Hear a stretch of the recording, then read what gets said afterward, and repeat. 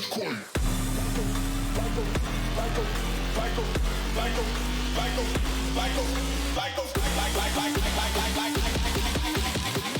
Make the ground shake like a fucking earthquake.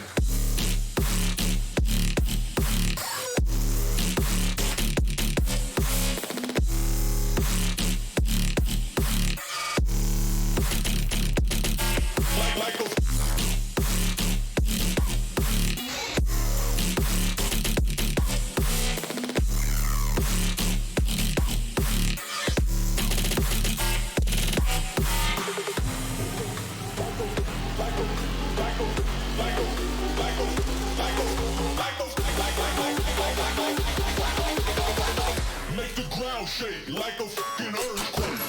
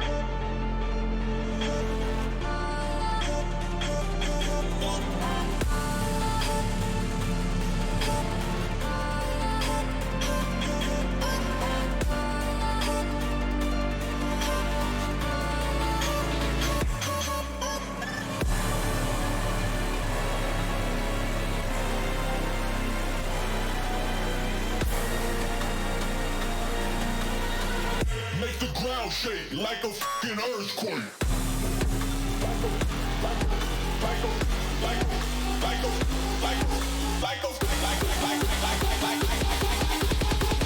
Make the ground shake like a fucking earthquake.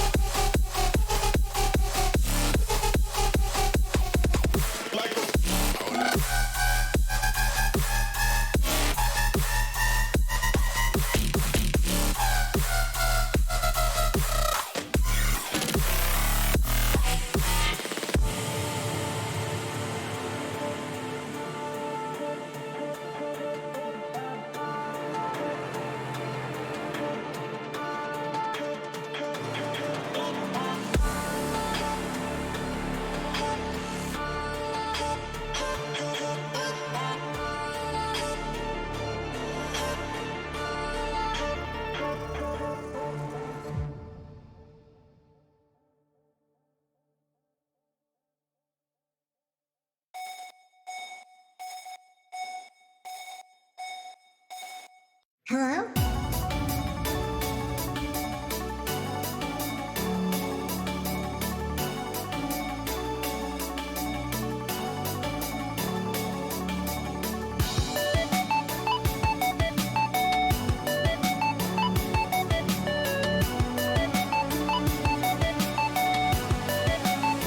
I'm dreaming of you.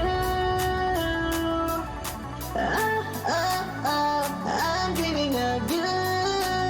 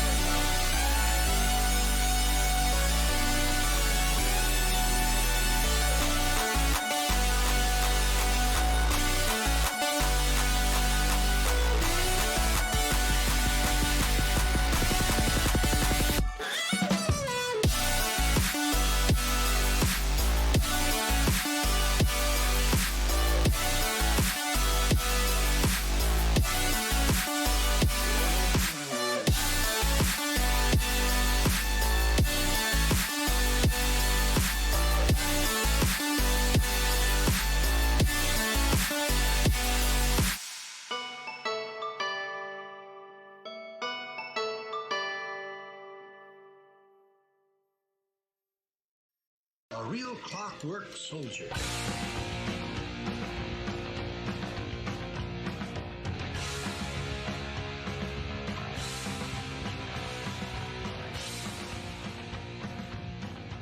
Generation Orange in 5, 4, 3, 2.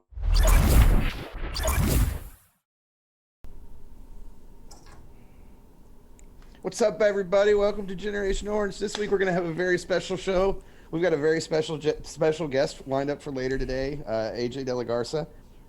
Guys, tonight we wanted to really make this a super special show. And with the NFL draft next week, we wanted to go ahead no one cares. support our Houston Texans, Team Houston first and foremost. So we were going to spend the entire show tonight talking about the NFL draft.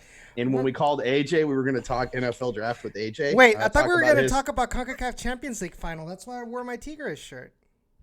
That still happened? I thought that ended when the Dynamo were out of CONCACAF Champions League. Oh, Jesus. Or I thought it was just over then. I thought that was like declared no winner, no champion. Oh, man. Was I confused? Was I misinformed about how that works? I think you were. But no, seriously, guys, welcome to Generation Orange. We are a Houston internet soccer show and podcast, technically. I am one of your hosts, Sean Ringrose, and this is my co-host / other host, Edson Ochoa. Thank you, Edson. And we're going to talk, we're definitely going to talk Dynamo Dash and Toros tonight, as I mentioned on Twitter about 15, 20 minutes ago. We are going to have AJ on around 7:30, so you're going to definitely want to tune in for that. He's going to call in, or actually we're going to call him tonight and talk about stuff with AJ. I'm personally curious, how does time difference affect a player? Starting a game 2 hours later, does that have a mental impact on a player? Do they shift their routine back 2 hours to, make up for the time difference? I'm really curious, like that kind of stuff, genuinely curious, because it seems like when those sorts of things happen now, it's a little, I see it less with this year's Dynamo, but previous iterations of the Dynamo within the last even 7 or 8 years, those later games or games at different times of the day, they would come out and have a totally different approach to them. Like it looked like they would come out flat, whereas I feel like they didn't come out flat in this last game. So real quick, Dash get their first win of the season. Hurrah for that. And it was away from home, which was fantastic. And they played, who did they play, Edson? Was it Chicago or no, Sky Blue FC. There we go. Sky Blue FC. And it was a 1-0 win. With Sofia Huerta getting the only goal kind of later in the match off a wicked deflection. That thing just was weird. But a great shot initially, which is why she ended up credited with the goal. But great showing. Great job by the Dash to get their first win of the season. So definitely looking forward to seeing them continue that form. They are undefeated on the season so far with a draw in their first week of the season against Seattle Reign, and now a victory on the road against Sky Blue FC. They face on Sunday North Carolina Courage here in Houston. So look, this is a call out, very top of the show, repping the Dash hard here, but very top of the show. The Dash needs you guys. They need everybody out at the stadium on Sunday night to give them that home field edge, because North Carolina Courage are a team that nobody should take lightly. And the edge that the Dash need to beat North Carolina Courage may very well be you in your seat, cheering them on and being loud and noisy and everything else. And I know Jake and Sarah would certainly appreciate any extra support in the Bayou City Republic section at BBVA during the match. I am planning to be there as of right now, if nothing changes, which shouldn't change. But yeah, definitely try to get everybody you can out to the match. I know Callo is going to be there because he's a Dash fan now. Yeah. Get out to the Dash. Support the Dash. 5 p.m. is kickoff, and don't forget that Bayou City Republic. If you wanna check them out, they tailgate or they at pregame. They pre-match at 8th Wonder Brewery.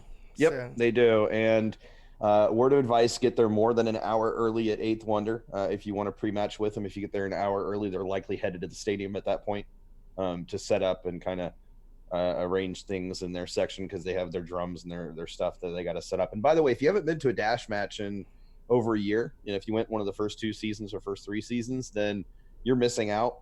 Bayou City Republic have upped their game tremendously. That was a fantastic tifo that first match.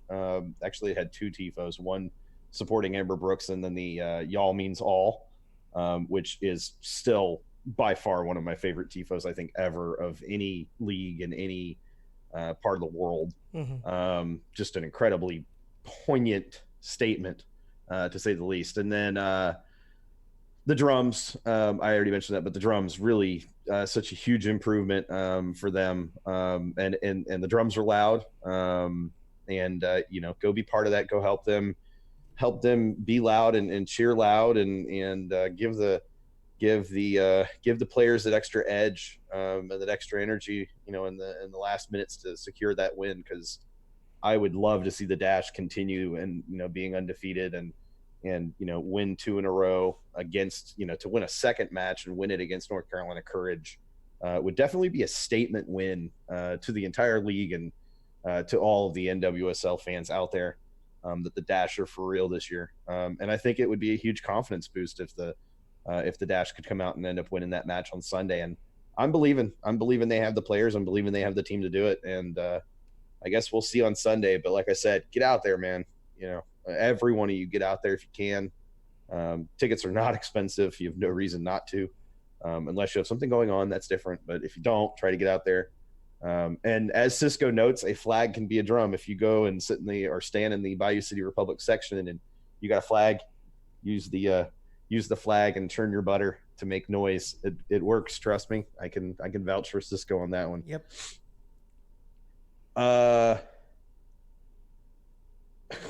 Sorry. I'm looking. I need to hold on. Edson, run with things for a second while I move chat over the proper location on my screen. Well, first of all, I want to thank everybody who's watching us right now. If you guys have not done so, be sure to like this video. Be sure to subscribe to the channel if you haven't done so already. If you haven't done so, why haven't you? And be sure to share it out with your family, friends, your dog, your grandma, whatever. But show them the word of Generation Orange. Enlighten them. And have them watch every Tuesday at 7 p.m. here on the Down in the Valley channel. I do want to say hello to everybody that's in the chat. We've said hi to Jacob, Darby. We got a Blues fan, Callow, Cisco, Patrick, Jake, Bob, Cisco again. Anyone new? And that's everybody so far in the chat. And we're going to have a good show tonight. Like we said, we will be talking Dynamo. We're talking a little bit about Dash right now. And, of course, for your little extra, RGV. But don't forget that later on we will be having AJ DeLaGarza live on the show. Well, through the phone, but you know what I mean. Good job, sir. I would like to let's see. Do we want to shift gears yet? I'm trying to think if there's anything else I want to talk about Dash related. I can't think of anything else specifically. Nope. Okay, shifting gears.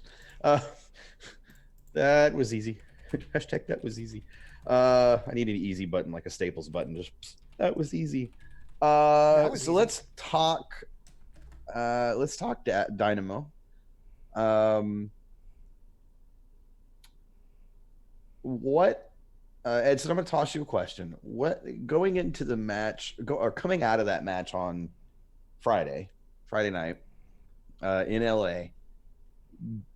I saw a lot of. I didn't see a lot. We got a phone call. Oh, okay. Welcome to Generation Orange. Who are we speaking with? Hey, this is Jake calling in. How's everything going, good gentlemen? Jake. What's up, Jake? Doing pretty good. How about yourself? Doing all right. just going over a little bit of what the Dash Athenians game was like yesterday. That was one historic match for sure for both teams.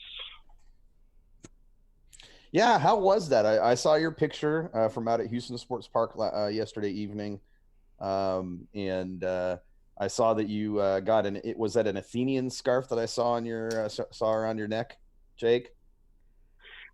Yeah.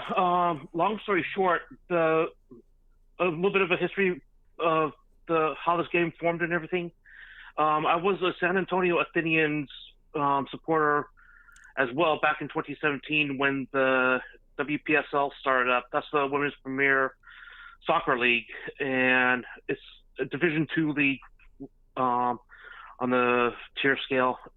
But yeah, one of their owners reached out to me and they're like, "Hey, do you have any contacts with the Dash that we can possibly get in touch with to get a match in?" And sure enough, I got them in contact with Edgar Valise of the Dash and Dynamo organization, and sure enough, the two front offices on both the Athenian side and Dash side, they were working to get a scrimmage going and everything. So pretty much they used me as the so-called middleman to get this game going.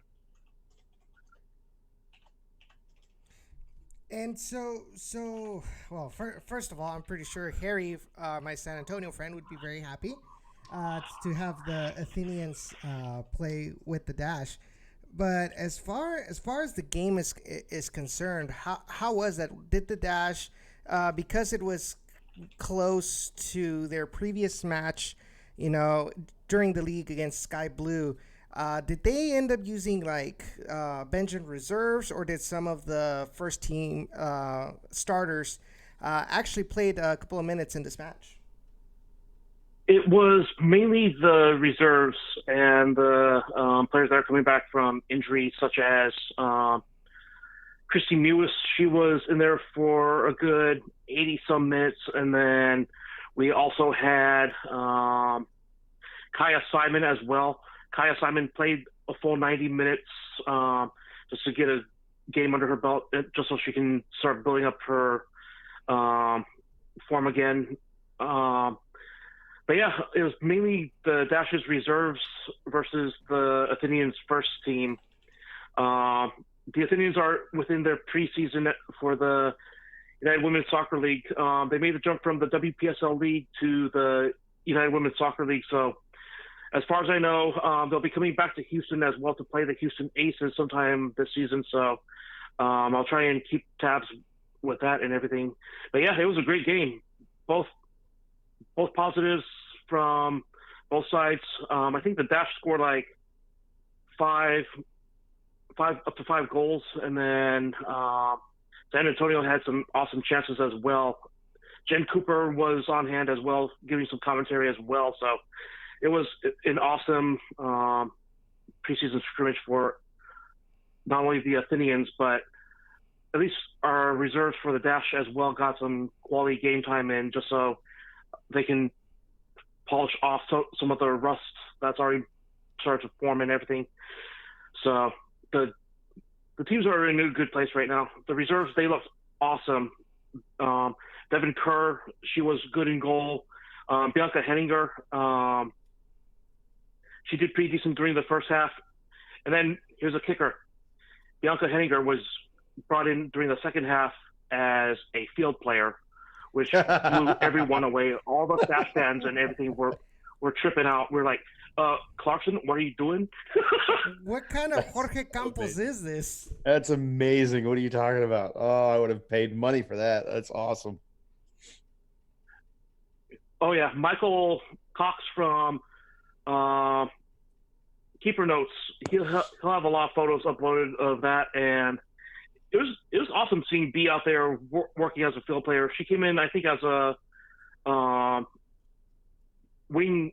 She came in as a midfielder to replace Christy Mewis, just so Christy wouldn't get too burnt out and everything. So Bianca did very well, surprisingly, as a midfielder. And again, it blew all of us Dash fans away. And I didn't know B had that in her to even be a field player.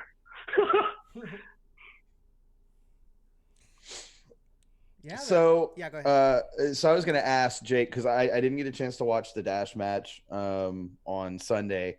Did Christy Muse play at all on Sunday? I don't think she did she? Yeah, she did. She entered sometime, I think, during the second half of the match versus Sky Blue and everything. And all of us at the Phoenix, at the Dash watch party, we all were giving her, we were all singing praises and cheering for her. It was a really special moment to see one of our very own coming back after a horrific injury like that. And it looked like Christy didn't lose a punch. It looks like she's picking up right where she left off from last season. And it was trippy to see. It's like she worked so hard to come back and everything, and just seeing her just picking up right where she left off, it was amazing to see. And then to see her yesterday at the scrimmage also just beasting it out there, just like she didn't even lose her touch and everything. It's amazing. Her work ethic is awesome. No, absolutely. I know she's one of those grinders that puts in as much effort off the pitch as she does on the pitch, and it's been a long road to recovery, but I'm ecstatic that she's back to health and fitness enough to be able to get back on the pitch and play. I just wasn't sure if she had gotten minutes, but I'm glad to hear she got minutes as well. So that's really, really awesome to hear. That makes me happy as well, and excited. Oh yeah. All of us Bio City Republic supporters and everything, we were just ecstatic. The atmosphere at the Phoenix, right as soon as Muse entered the field, you could just feel the energy picking up, and I think the players and Dash staff felt that as well. And I felt as if we were going to come out of New Jersey with a win and everything. So with all of us rallying up our energy and everything, channeling those positive spirits and stuff into the Dash team and everything, having Christy Muse coming back, it was just an awesome weekend for the Dash. And speaking of the Dash, they're going up against the reigning NWSL champions, the North Carolina Courage. So I'm calling out to, again, our brothers and sisters of Texian Army, El Batallon, and the Stampede. All of you, we need all of the support we can get. We need to be that 12th player out there to support the Dash.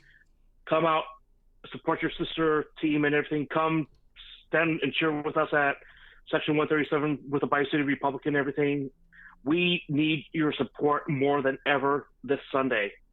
The Bio City Republic, we've come in to help you out at Dynamo games and everything. So we need all the help we can get to channel energy into the Dash, because we're going to need to win against North Carolina in our home stadium. Absolutely agreed. And you know, first the home match, the first match of the season was a good start to the season. I'd like to see even more fans for the second match, considering it's North Carolina coming in, the reigning current champions of NWSL. You know, the Dash look primed to give them a very strong run for their money. And I genuinely believe that the Dash can come away from this match with 3 points, even against the defending champs. I think they've got it in them, and I think they're defensively strong enough to keep North Carolina at bay while still providing plenty of punch of their own up top, with between Ohio, Daly, and either Nichelle Prince or who's our other forward? Nichelle Prince, or help me out, Jake. Who's our other winger? I can't. There's Nichelle Prince. There's Kalia Ohio. There's Rachel Daly. I was thinking Veronica Lasco. Yeah, that's the one I was thinking of, Veronica. So yeah, just plenty of punch and plenty of firepower up top. So Pat says he's only been to Dash games at the halfway line. Can the public get in the supporters section? Do you want to answer that question for him? Yeah, we're in section 137. I think that's the general admission area as well. I'll have to double check with Jay on that. But yeah, I get in contact with Sarah Gilliland, our president of the Bi-City Republic, chat with her, just express interest that you're interested in coming to join the Bi-City Republic for a dash game and everything, and she'll help you out as much as she can. Again, the support section has been moved from section 134 to 137. So my suggestion is for anyone who wants to come to the support section for the dash, the Bi-City Republic section, by all means, reach out to Sarah Gilliland on social media or through the official Bi-City Republic social media channels, and she will help you out. You're more than welcome to come and join us. I've been a supporting member since the Bi-City Republic came to rotation in 2015, so it's a very welcoming organization. We've had Sean's seen it firsthand, so has Edson and Cisco. We've already had people from El Batallon and Texian Army there to just see what a dash game is all about and everything, and I've heard nothing but positive stuff coming from them. And with a new wave of fresh energy coming from our new FO, pretty much, I feel as if our organization and fan bases are uniting together as one, finally, which is amazing. Just having the Texian Army and by El Batallon there, it was amazing. It was an amazing feeling. Yeah. So Pat, her Twitter. Let me get that. Let me get her Twitter handle for you. That way I can post it on the chat. Yeah, it's at Sarah and then Gilliland, which is GILLELAND.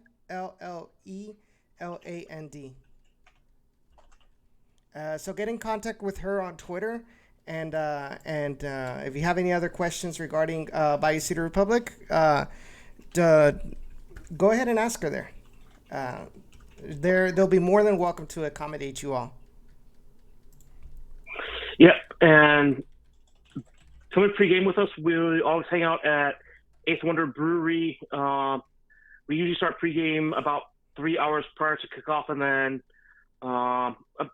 like an hour and a half, 15 minutes before kickoff, we walk over to the stadium to get ourselves ready, get ourselves situated in the section and everything, spread people out within section 137 just so we're not all clumped together and everything. Just try and rile up as much energy as we can for the team. So it's amazing. It's an amazing feeling. It's just like being in the support section with the Texian Army and El Batallon at the Dynamo games, and it's an overall, you get the same good feeling being with the Bi-City Republic. Words can't even say how proud I am to be a supporter and a member of the Bi-City Republic and the entire Dash organization. Yep, for sure. And again, guys, the more fans of the Dynamo and Toros and otherwise that make it out to Dash matches, especially this one, the more that pushes the Dash forward and puts them in prime position, not only for a playoff run, but possibly a run at the title this year. And you definitely want to get out to this Sunday's match, because again, it's going to be, look, it's a great team in the league, one of the best, if not the best team in the league, again, reigning champs. So they got to be one of the top teams, but they're always a tough team, especially this past year and this year. They've got so much firepower, they've got so much capability, midfield on up. But again, we have a good enough team to beat them, and being a home field, being a home match, we got to get as many people out as we can to really increase the chances for the Dash to walk away Sunday with 3 points against North Carolina. And again, the huge thing about that, if the Dash walk away against North Carolina with 3 points, it's going to send a serious message to the entire league and all women's soccer fans that the Dash are here and they are not backing down. I for one would love for that message to be sent loud and clear And I think it starts with the fan base showing up and being loud and being engaged and involved and being like Jake said, be that 12th man to give the Dash that extra edge that North Carolina can't have without their fans. So be part of that for sure. Hashtag do our part. Do our part. That's right. We want to. The one thing that I've noticed is the team really does channel off of fan energy and everything. If we have a completely silent stadium, then it's going to be a pretty lackluster game. But if we're out there cheering loudly and stuff, the team will fire up big time and they'll really feed off of our energy and everything. So we need to be there and we need to give it 1,000%.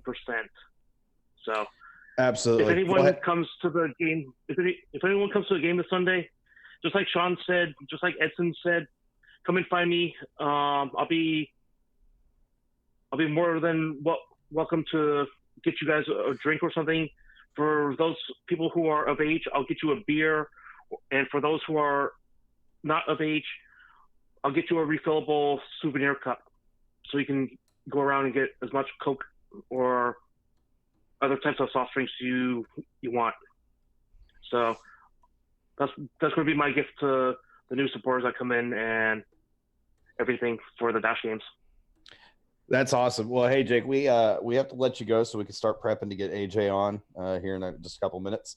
But hey, appreciate the call. Appreciate your support of the Dash and being so heavily involved with Bayou City Republic. We know that's a passion of yours, and the group definitely needs passionate members and passionate people to continue to push them forward. Sarah's done an amazing job with the help of everybody else, and I look forward to seeing it continue to grow and continue to expand. And you know, it's just one more step forward, and Sunday is going to be another one of those, and I look forward to it for sure. Dash TF on. We are Toros, forever orange, do our part. One team, one family, one Ohana, one organization. Thank you, everybody. We'll see you on Sunday.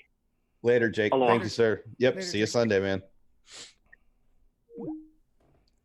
So we're going to take a quick break because I need it for all of the 3 minutes that we have to do that. Actually, 2 minutes now. And then we're going to get AJ in on the phone so that we can have her talk with AJ. If you guys have questions, feel free to put them in chat. We're not going to read any of them, but you can feel free to put them in chat. I'm kidding. We may read some. It all depends. But we are going to talk to AJ here in just a minute, so stay tuned. We'll be back And in be sure to just share a couple minutes. Guys, be sure to share the video with everybody on social media. So Share and like it. That's all we ask. all right, we'll be right back in a bit.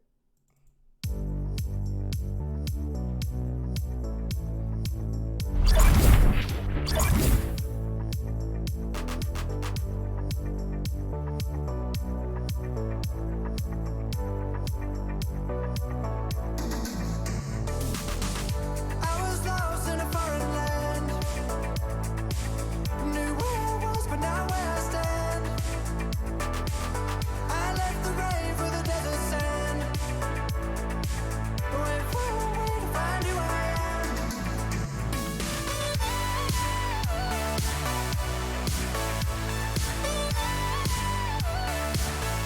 I was lost in a foreign land.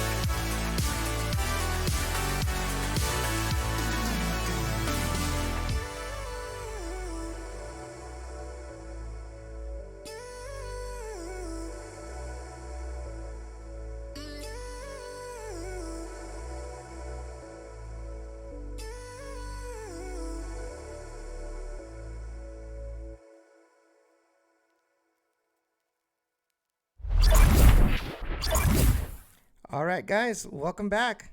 Your turn, Sean. My turn. Yes. Welcome back, guys. We appreciate you joining us. We have joining us now, although I haven't heard him say anything, so I don't know if he's actually there. I'm here. Oh, okay, good. We have AJ joining us, everybody. Yay, AJ DeLaGarza. Yay. Yay.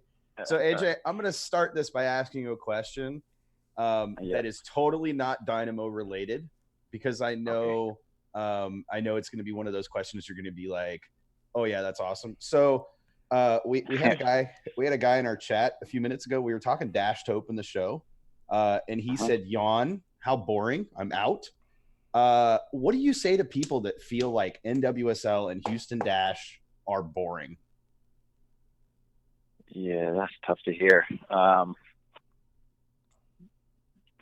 I'm probably someone who's never really given a chance, or maybe doesn't have a daughter or something. But for me, I would love to get my daughters into soccer. I was actually looking at that today, get my 3-year-old into soccer, and taking her to Dash games. Yeah, taking her to Dash games so she can have some type of role model she can look after. So for me to have a team in the city is a luxury. So hopefully more fans can take advantage of it and support them. And if I'm not mistaken, you now have a second daughter as well, right? Yes, sir. She is just over 2 months old. So yeah, little tiny thing. I've watched your Instagram. Little tiny thing, adorably little tiny thing. Yeah, she's in the 3rd percentile for her height and weight, so she's tiny. That just means she's gonna be like, she's gonna be like Alyssa. She's gonna be Alyssa Chapman size when she grows up, and she's just gonna be that she's gonna be that Wolverine style player, like you are, just like you totally are. Yeah, like, take no crap from anybody. Try not to. Well, hey, I definitely appreciate you answering that. I didn't want to put you necessarily on the spot, but I really, really did. Like I said, it was kind of disheartening to see that comment pop up. But there are people; they're entitled to their opinion, and it doesn't mean they're necessarily wrong. But I disagree wholeheartedly. I've been out to plenty Dash matches, and I can tell you they are exciting. They are fun. And like AJ said, guys, one more thing to remember is, these players are incredible role models for young girls and girls in general, who really need really good role models, not just in sports but in general. And it's good to see, and it's a privilege to have the Dash as a professional soccer team, professional women's soccer team in Houston. But go support them. Yay. So moving on from the Dash, moving on from that, you guys faced LA Friday night. I'm totally getting my days mixed up already. Friday night. So I'm curious, AJ, is it difficult or do you have to change your game day routine when you shift time zones like that to play a later match? Maybe not you specifically, but do you have teammates that do that have to do that? Yeah, I mean, I think it's difficult going from Eastern time zone to a Western time zone and playing an 8:00 game.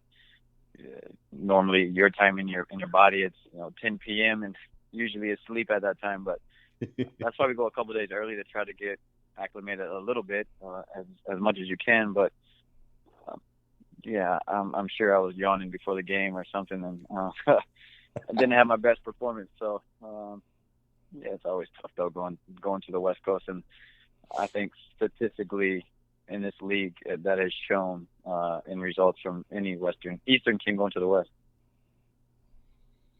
Oh, I think even just beyond that too, away matches in general tend to be far more difficult for just about every team, no matter who you're facing, no matter who the opponent is. But definitely when you make that time zone shift, and I figured that would be the case, but it's always interesting to get a player's perspective versus kind of what we just assume is the case. Right. Do you have, speaking of game day routines, do you have any specific game day routines that you go through? Either, I'm assuming you probably have some that you do both home and away, but is there any one particular game day routine that you do that you just have to do no matter what? At home, I probably told this to a lot of people though, but when asked about superstitions or something, but I always pee in the little stall at BBVA Compass Stadium. And in LA, there were no urinals. There were only stalls. So that threw me off a little bit. But there it is. We figured it out. We got to send a tiny stall with AJ on away matches. No, we figured it out. Just a little urinal. Just a urinal. Oh, a little urinal. Sorry, my bad. Well, I'm gonna call the Dynamo front office, and I'm gonna demand that they send a porta potty urinal with you to every away match. We need to get it in your contract, AJ, for next year. It's part of your contract. A road urinal. Yeah. I would be interested to see how they would get that through the plane security stuff and get that on the plane. It would be quite the fun one. So looking at the match on Friday night, you guys were going in undefeated. So how has the start of this season been? How is it different than last season for you, other than being not injured? Well, I think we started this season off against a very good opponent in Tigres, and we were able to measure ourselves, and one of the best teams in this region. And we knew we competed well when we went to Tigres and Monterrey, and we knew we could do that as well when we went to LA, and we did that for a majority of that game.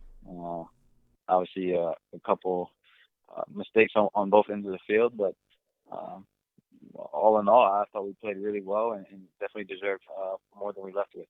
So I just think we're, from top to bottom, a better team and more organized than we were last year, though. What is it like? What is it like switching from playing next to Machado last season, or not Machado slash Leonardo slash Senderos last season versus playing next to Struna, or actually you primarily play next to Struna this season? Yeah, I mean, first of all, I barely played last year, so okay, that's fair. Yeah, but obviously just different players. You know, I think Kiki and Minor are very comfortable in the ball. But my role is just a little bit different. I think when those guys have the ball, then when guys in previous years will have the ball at the center back position. So you just got to continue to work together and work off each other. But I definitely think the way we've been playing has been better. Absolutely. Absolutely. No, you guys have looked, the team in general has looked a lot crisper this season. And I think you kind of touched on it to start with.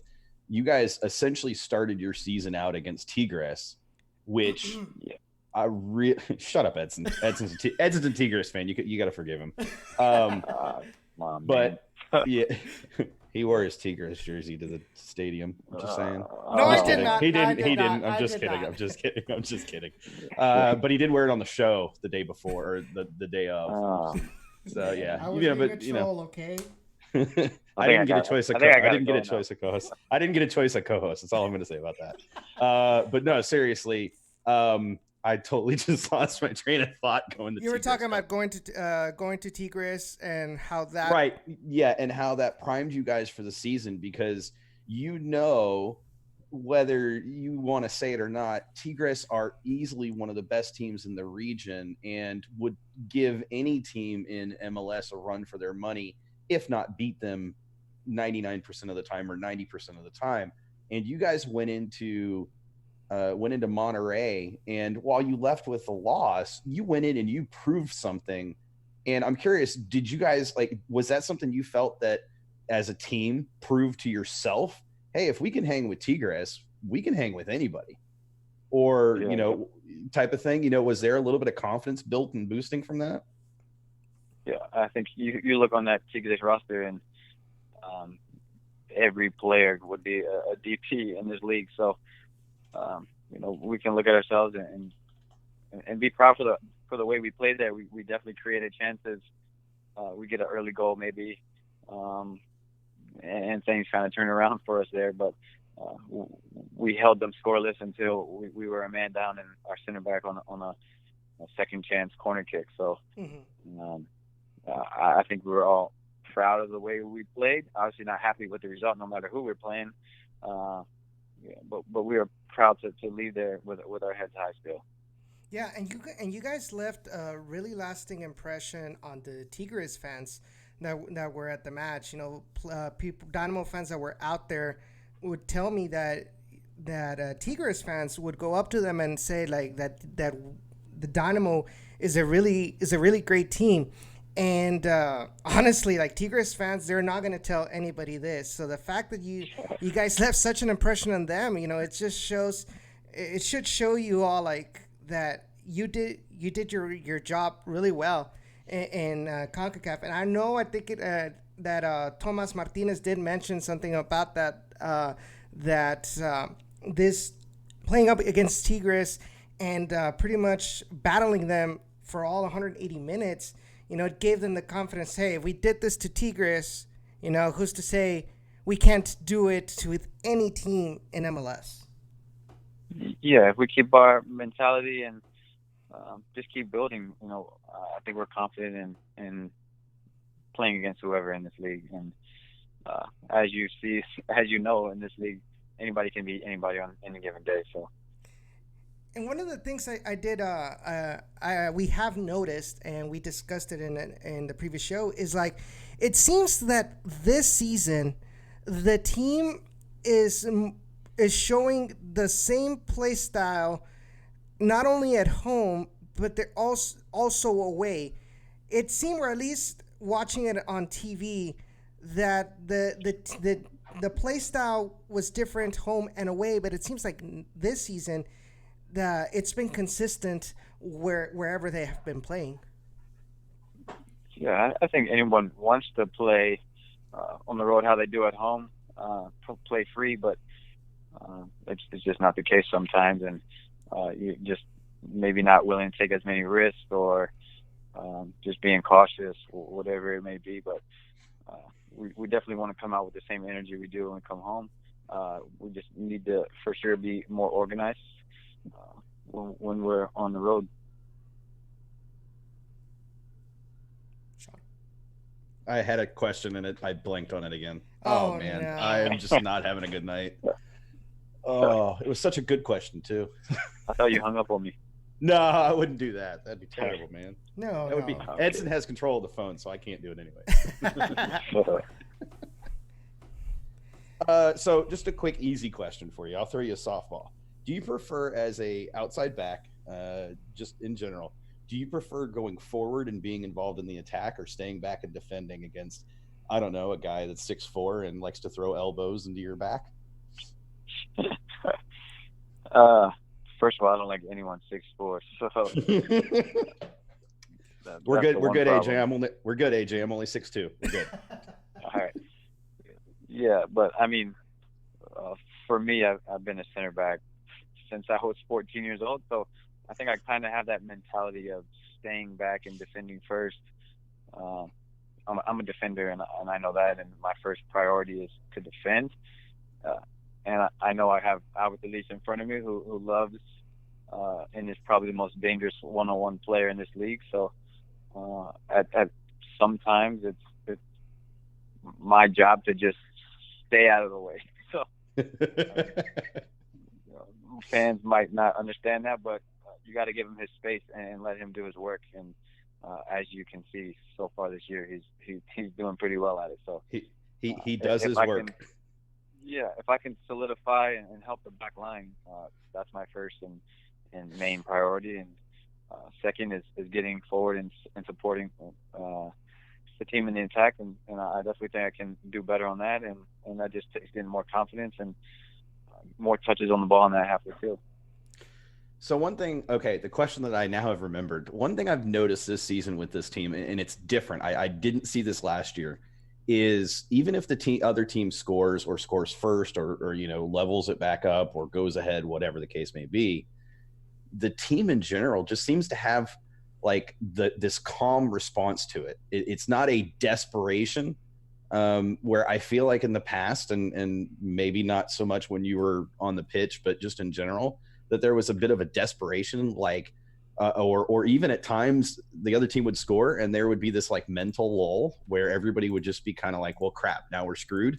But this year, I feel like, genuinely speaking, I've seen you guys go down or get leveled up with, and within 2 minutes, Albert Elise has gone down the field and scored a goal, or, Maro's drawn a PK or whatever it is.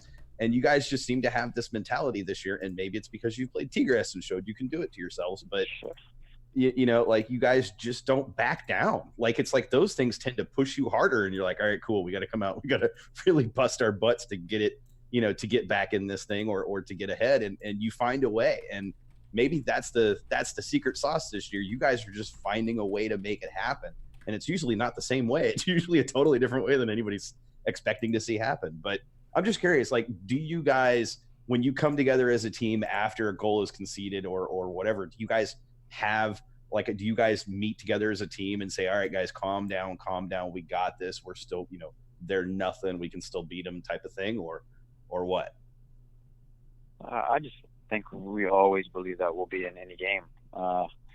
Just with the guys that we have up top who can create opportunities, whether it's an on day or an off day, we're going to create chances. And if we can put those few chances away, obviously we'll be in any game that we play in. So we just need to keep a calming presence on the field and let things happen. But I think definitely in the past, you get scored on early and you just kind of start freaking out and not playing your style how you planned it.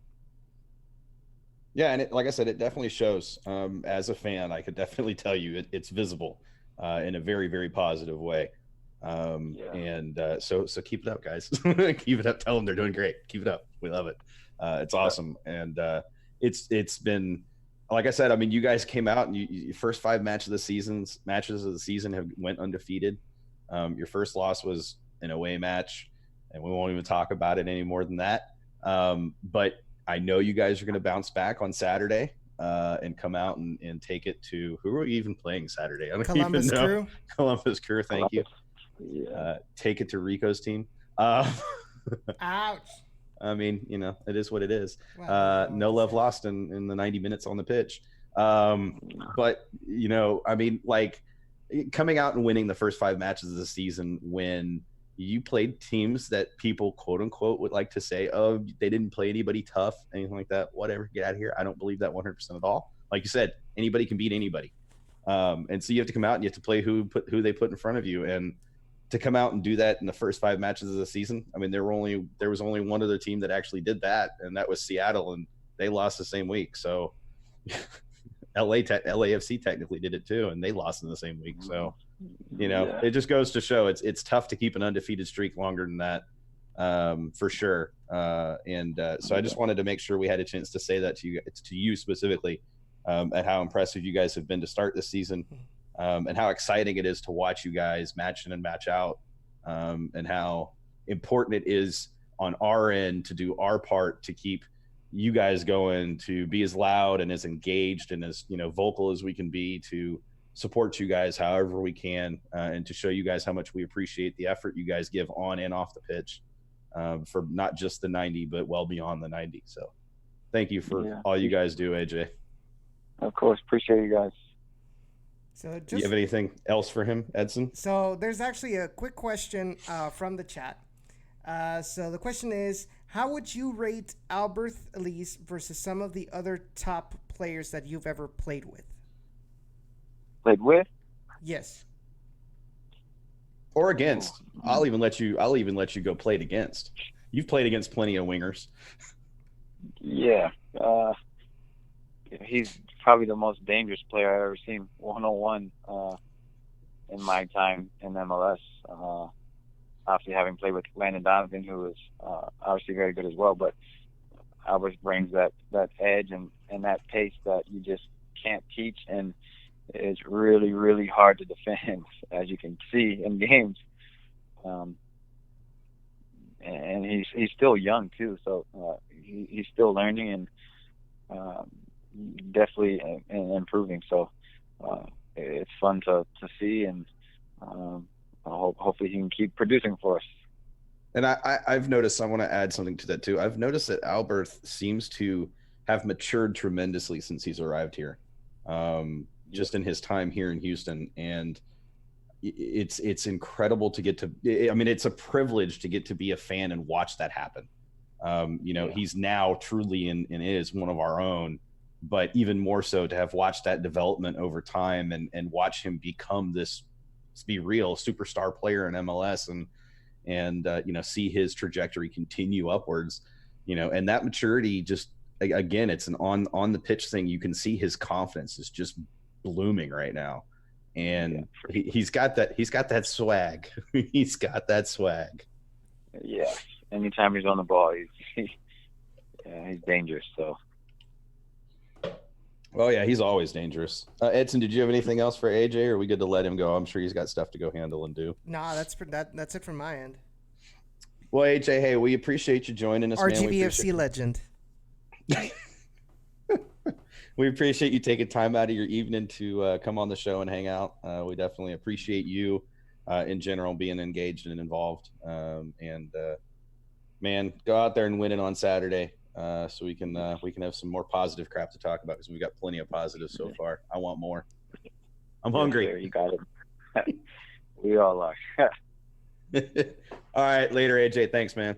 All right, guys. Have a good night. You too. You too. Bye. That was AJD, everybody. Woo, AJ. AJD hype.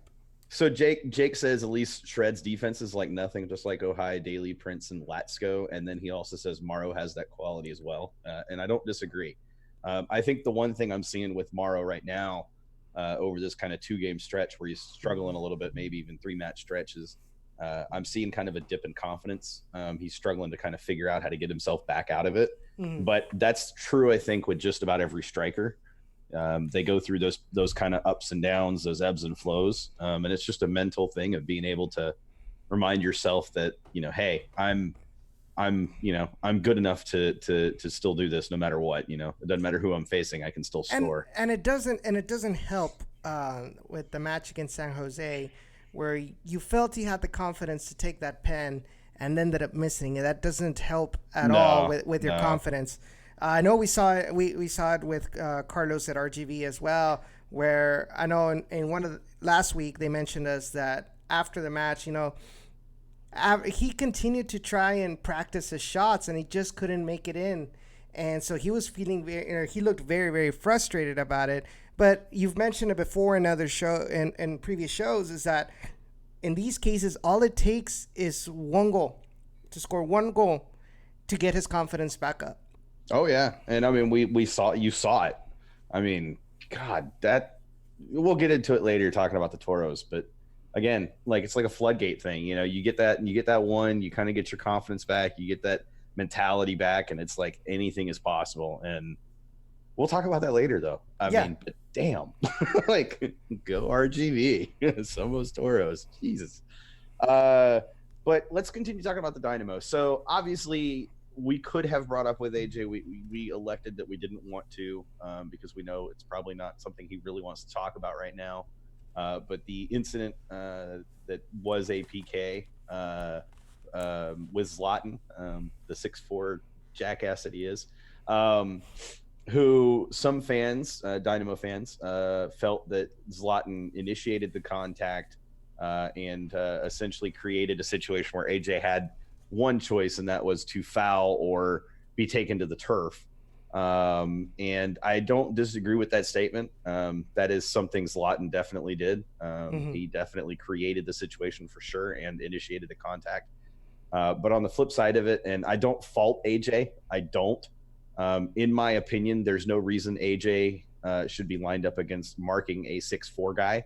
That should have been Struna coming out and marking him and letting AJ kind of deal with either the winger or cut in a little bit to help deal with the middle of the pitch instead. But that should have been Struna's ball to handle. And prior to that, even before the cross, Lundqvist went to ground and missed on a tackle and freed up the winger on the other side to cross the ball into Zlatan, which really is what led to the PK to begin with. So a couple of defensive mistakes, but you have to turn around and you have to say for all, for the kind of few defensive mistakes that were made by the Dynamo, they still came out and still played their style of soccer, still played very well throughout the majority of the match. LA had possession for the most part, but that's really not the Dynamo's style anyways, is possession. They're not really a possession team. But when they did have the ball, they made very good moves into and towards the box, and made LA defenders at various times look less than stellar, unless you were watching on Univision in SAP, which I can tell you the English commentators were lapping up Zlatan in LA, which is no surprise at all.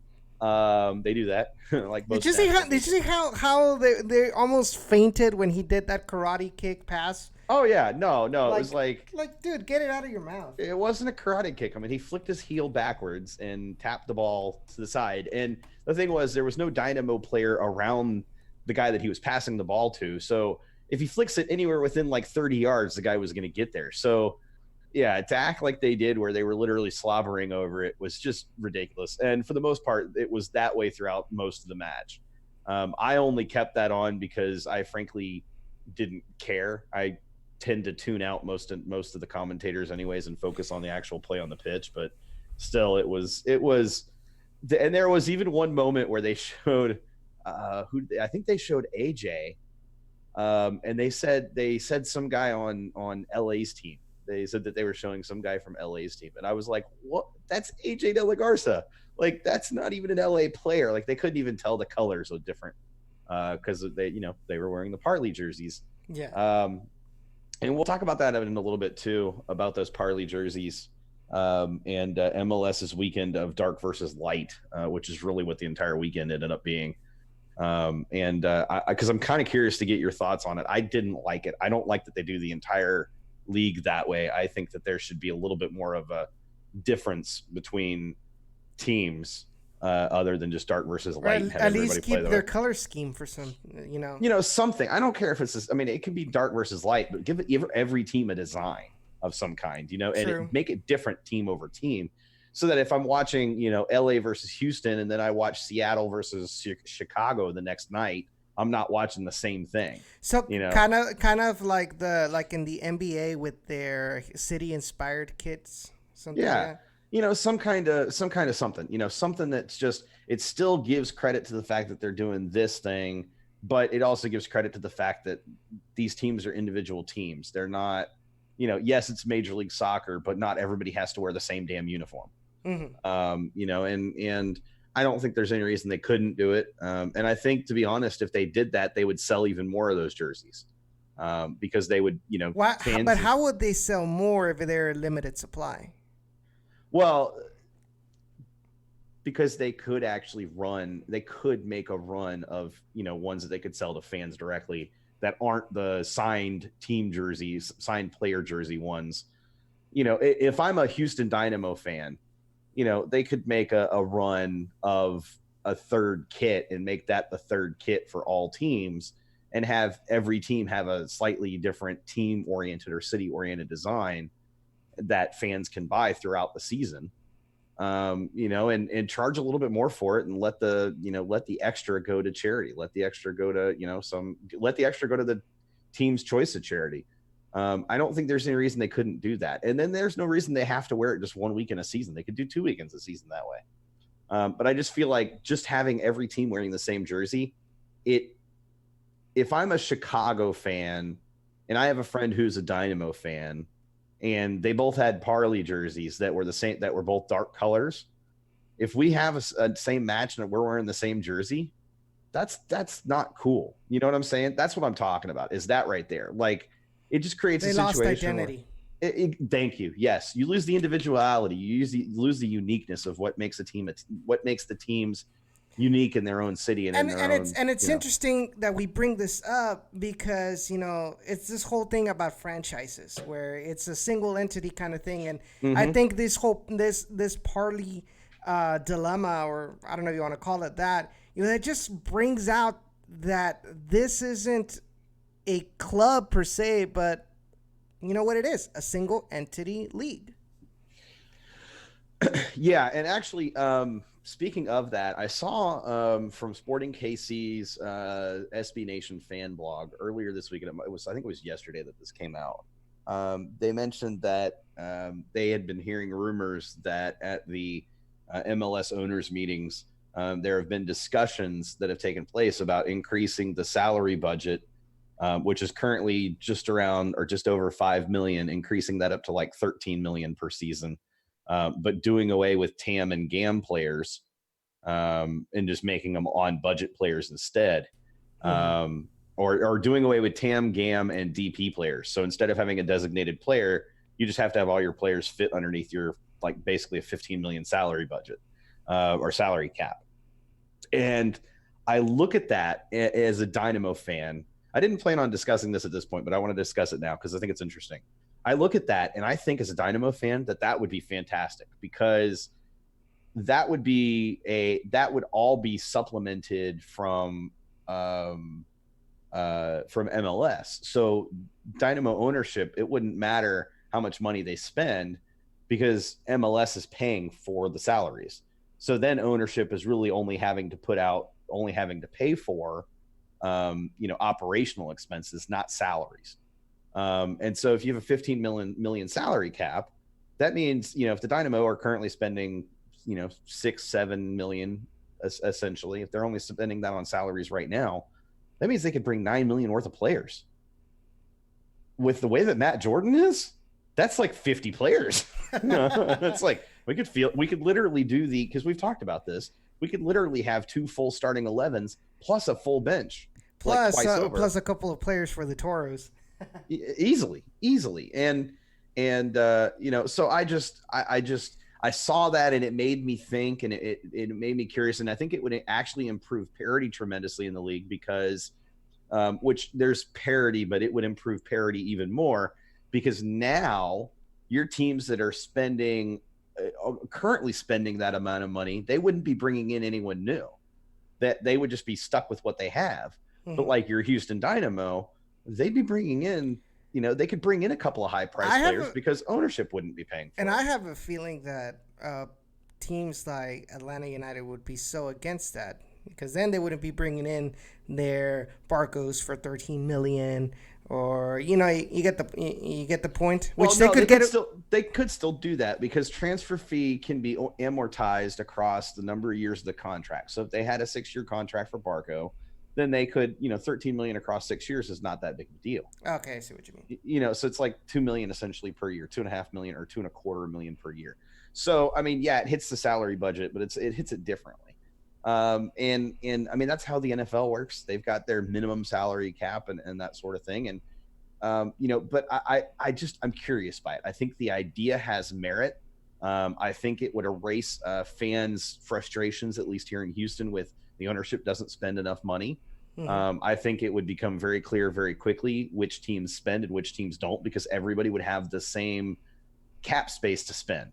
No, if you went above that cap space, just like in the NBA, just like in the NFL, you would pay a luxury tax, and you will have teams that'll do that. But at the end of the day, the teams that do that are only going to do that for 1 or 2 seasons at most. They're not going to do it season over season over season.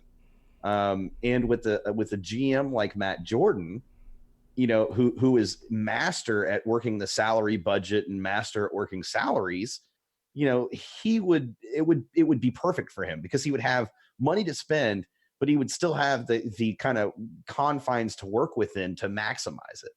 But on the flip side, that would also mean that, when you sell a player on and you get that money back, it doesn't go towards salaries.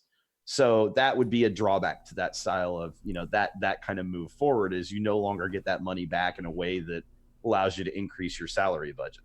Along the same lines, something else that I've heard as well, is that, actually I haven't heard, this is true and been confirmed, but MLS academies are now going to apply for solidarity payments and apply for training fees when players from their academies go and play for other teams from other leagues. And so if there are Dynamo Academy players that go overseas, guys I'm thinking about, that go overseas and play for another team, though right now those training fees go to MLS. They don't actually end up with the teams. And so, if especially with the Dynamo again having a good academy class that's coming out, and more academy players are starting to be recognized from the Dynamo as being elite academy players, those types of things are very positive and very good, and open the door long term for the Dynamo to become an elite team in the league. So I don't know. I guess we'll see how all this kind of shakes out and works out, but definitely interesting that those conversations are taking place. It means that the league definitely has some teams that are interested in seeing things change a little bit. And again, it wouldn't surprise me if the Dynamo were one of those teams advocating for a total salary cap as opposed to the current system where you have a very small salary budget and then you just pay as much as you want to bring in 2 to 3 players as designated players and then additional TAM and GAM players.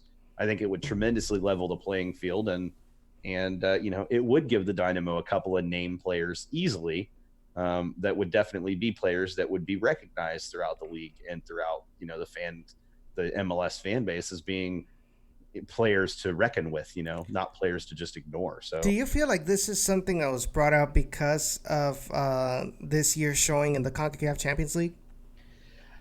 I think Champions League has a little bit of something to do with it. I do, because one of the things that was mentioned in that piece and one of the rumors that's tied to the salary cap change would be increasing the roster size as well.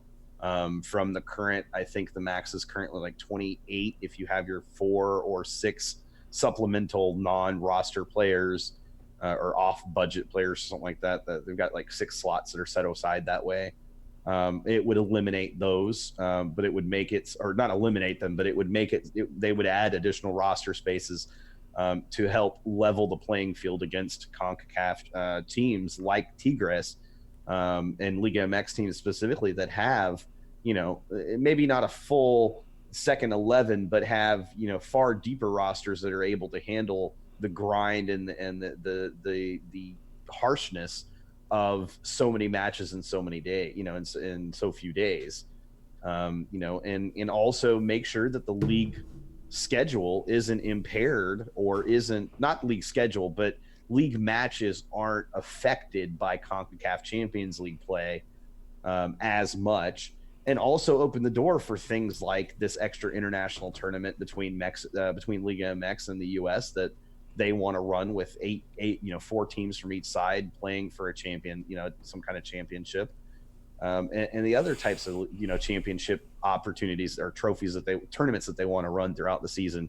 I think it just opens the door for those types of things. And, and we've talked about it. If you're going to have those types of things, you have to increase the roster size because it's just too many miles on players that are already breaking down at this many miles put on their legs, and you want to add even more and try to stretch them even thinner and put even more strain on them by having more midweek matches throughout the season. You just have to find a way to supplement that so you're not running your players into the ground. And I think that would be a good way to do it. Increase roster size, increase the salary cap, essentially the salary budget, and get rid of DPs, get rid of TAM and GAM players, and just make them all part of the cap and the budget. Make all teams work within the same structure. That's where it has to start, I think, to get away from this Atlanta United spending essentially $30 million on players, which technically like 20 million of that actually hits the budget year over year, but essentially 30 million on players, and then wondering, and then have, just like with TFC win the championship, and the very next season, not only did they bow out of CONCACAF Champions League pretty quick, but they they don't even make the playoffs next season. Mm-hmm. And you look at Atlanta right now, if they continue the form they have right now, they're definitely not making the playoffs. They've won 1 match and just lost another one this weekend. And they don't look like themselves. And it's, they technically only lost 1 player and their coach, but it shows. We've talked about the impact of Tata Martino and how good Tata is, and how do you replace a Tata? Well, you certainly don't do it with Frank de Boer. Yeah, it's not that's not the guy you bring in to replace him. That's for sure. So, I need you to give your words on those people who believe that the elephant in the room is the calendarization of MLS. Oh, Lord have mercy. Look, here's the problem. If they go to a winter calendar, which is what I call it, if they go to a winter calendar for MLS, what we end up with is 20 teams that can't play matches because do you really want another snowball match like we had in Denver not that long ago? Or was it Minnesota? It was Minnesota last year. Do you really want 10 of those matches every few weeks? I don't. And if we're in a winter schedule, you think that's probably 15 to 30 matches, or not 15 to 30. That's easily 7 to 8 weeks worth of matches that are played in climates that have severe winter storms for 3, 4, 6 weeks of the season. And I don't know about you, but 6 weeks of the season, I don't want to have the Dynamo players have to go play in snow that's 1.5 feet deep. And the teams that are in the North and the Northeast and the Northwest are, well, especially the Northeast, they in the northern Midwest, they struggle to keep their pitches clear of snow when it's literally a blizzard. And we've already seen MLS doesn't care about fan safety like they say they do, or player safety for that matter. So I really don't want to think about having Dynamo players out there trying to play in that kind of weather. I don't. It's not safe, and it's not healthy, and it's not good. And again, further strain. So no, I think that schedule is dumb. I don't think it works in the U.S. I don't think it would work in the U.S. And then you're going up against the NFL for half your season instead of just a portion of your season. You're going up against the NBA during nearly your entire season. You're going up against MLB for a majority of your season. So you're going up against all the top leagues. Whereas right now we really just kind of go up against NFL for like a third of the season, maybe the last kind of couple of months of the season. And then you go up again and you go up MLB, you go up for the last kind of couple of months of your season. Although technically we go against MLB kind of almost the entire season already. Because they start like a month and a half after we start. Mm-hmm. And they end around the same time we do. They end in September, October. But the difference is they play 100 and some odd matches too, 182 games. And, you also have to figure they play in a lot of closed roof stadiums. Whereas most MLS teams that are in the Northeast and North and areas where it snows heavily, they're not in closed roof stadiums. They didn't build stadiums specifically for that purpose. Mm-hmm. And so that's, that would have to be something to take into account. If, would it make a difference for the positive? It could. I'm not saying it wouldn't. I'm not opposed to it. I'm not opposed to it if changes are made to those cities where closed roof stadiums would be necessary for matches in winter months. Again, if they have a winter schedule, they've got to have stadiums in those areas that have closed roofs. It's end of story. Because it's not healthy for fans. It's not healthy for players. It's not healthy for training staff. But I mean, even with the closed roof, I mean, you said it. MLS doesn't really care about fan safety, but using common sense, you can put a roof over a stadium, but you can't put a roof over a whole city. You're still gonna have fans having to drive through these harsh weather. The players on the bus, having to come in through these harsh weather conditions to the stadium to play. Or not just that, but teams flying into these cities during blizzards because they have to play a match. Those types of things would be, they would be hard to deal with. And I do think that's a valid point. And it's one of the things I struggle with going to a winter schedule. But on the flip side, I can't tell you how many matches we've had flooded out that I've been at Dynamo wise, or not flooded out necessarily, but have been delayed or whatever. But on the flip side, you can't delay a snow match. You delay it, it's only going to get worse. Whereas you can delay a rain match for a little bit for lightning and thunder and stuff like that. So, but on the flip side, you have people that'll say, well, yeah, but then, the Dynamo, BBVA, you wouldn't be playing in 90+ degree weather. Sure, you wouldn't be, but that's not that's not even remotely the point. I mean, if MLS wanted to, if MLS cared enough to resolve it, they would push Dynamo front office to figure out a way to get a closed roof stadium. And the Dynamo would figure out a way to make it happen. It'd probably move, but they would figure out a way to make it happen. And so at the end of the day, that's my thing though. If they're not going to do it for the Dynamo, who have been playing in this torrential, horrendous heat and humidity, MLS is certainly not going to make their North teams, try to figure it out. Hell, they can't even get NYCFC to build a damn stadium at this point. It's taken them 3 years of playing to figure out a stadium situation. And so, no, they don't have the balls. MLS does not have the balls to force teams to build stadiums and to build them with roofs on them. And so I think it's very clear MLS has no desire to switch to a winter schedule anytime soon, and they shouldn't until teams are forced to have closed roof stadiums. And even then, like you said, it's not, it's a bad decision to go with a winter schedule because you can't shut down an entire city. You can't shut down traffic just because it's a really bad blizzard.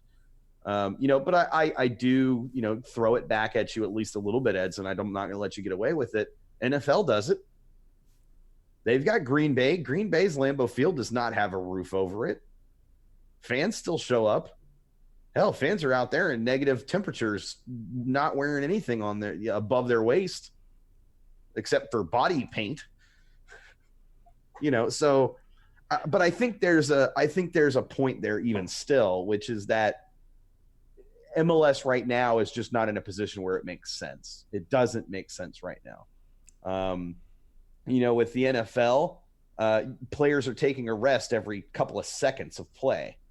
Whereas in MLS, they go 45 minutes plus before they get a rest and get off the pitch. And so very different sport, very different situation. So that's my 62 cents, because clearly I went far more than 2 cents on that. Yeah, it's an interesting question that just keeps coming up every time an MLS team, pretty much goes out in a very embarrassing way, like Sporting Kansas City did. Talking about DPs, talking about calendarization, talking about the salary cap, and I'm one of those proponents of, or one of those that are against going the winter schedule, but they always seem to bring up, well, the NFL does it, well, the England does it with the Premier League, and they do, but the difference is that they take their 2-week international break and they have FA Cup and CONCACAF Champions League that plays UEFA Champions League. Sorry, yeah, CONCACAF Champions League. That'd be really trippy. UEFA Champions League and UEFA Club World Cup that all play during, for 4 weeks of that winter break. And they tend to play those. And to be fair, England doesn't have the same blizzard type of situations that we have here in the U.S. in some of our cities. It's very different in that regard. It is very, very different in that regard. Those winter matches that are played in London, in England, if you watch them, because I do, if you watch them, they don't have snow blowing all over the pitch. They may have a little bit of flurries. They may have some snow, but they're not having to shovel off 3 feet of snow off the pitch. And yes, they still do it, but that's, I've seen it maybe 3 weeks worth of matches at most. Not even that. I see it like 2 weeks worth of matches throughout their entire season. Whereas for us, like I said, it would be in the upwards of 4 to 6 weeks of worth of matches that would have to be that way. Mm-hmm. And I mean, just as an MLS fan in general, I don't want to see more matches in blizzards. I just don't.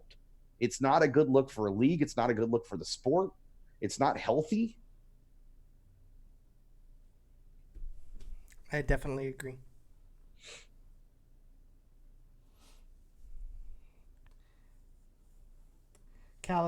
Second-rate leagues, Callo. Second-rate leagues. Ouch. I mean, it's true, though. Well, Yeah. true. Well, what does that make MLS then? First-rate league. Um, No. We're a first-rate league. That doesn't mean the quality of play is first-rate. Just means we're a first-rate league. all right. I'll give you that. I mean, compared to most leagues in the world, MLS has more things going right for it than most leagues in the world do.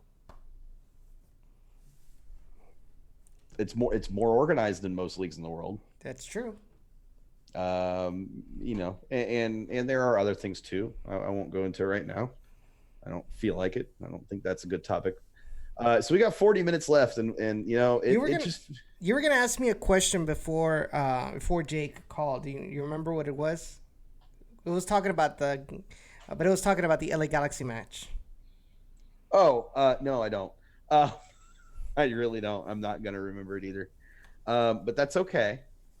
What I want to ask you now, because it's time, Edson. How does it feel to have a winning Toros team? Well, with a win streak, no less. it feels wonderful. Like we said with the Dynamo, like I'm just basking in on that good feeling of having a team that is at least right now showing up at home. And you said it. It was just one match and people were booing. And now you've had the rest of those matches at home. You've had 2 draws and 2 wins. So it's become difficult for visiting teams to get a good result here at home. I mean, New Mexico United is still in second place in the Western Conference, and they couldn't even score on the Toros. Obviously, you had a little help from some Dynamo players, but the point still stands that whether it's the quality of the team that is showing up, especially in defense, the pressure, the atmosphere of the stadium, heat, humidity, you name it. You know, HEB Park is, like Coach has always wanted it to be, is a fortress for anybody else that's coming in. Now tomorrow they'll be playing against Los Dos LA Galaxy 2. Such a short turnaround, actually, but and it's going to be away, so it's going to be a test to see if they can continue their run of form now, not at HEB Park. Now, granted, Los Dos has been a team that has received the the teams that have scored the more goals against in the Western Conference.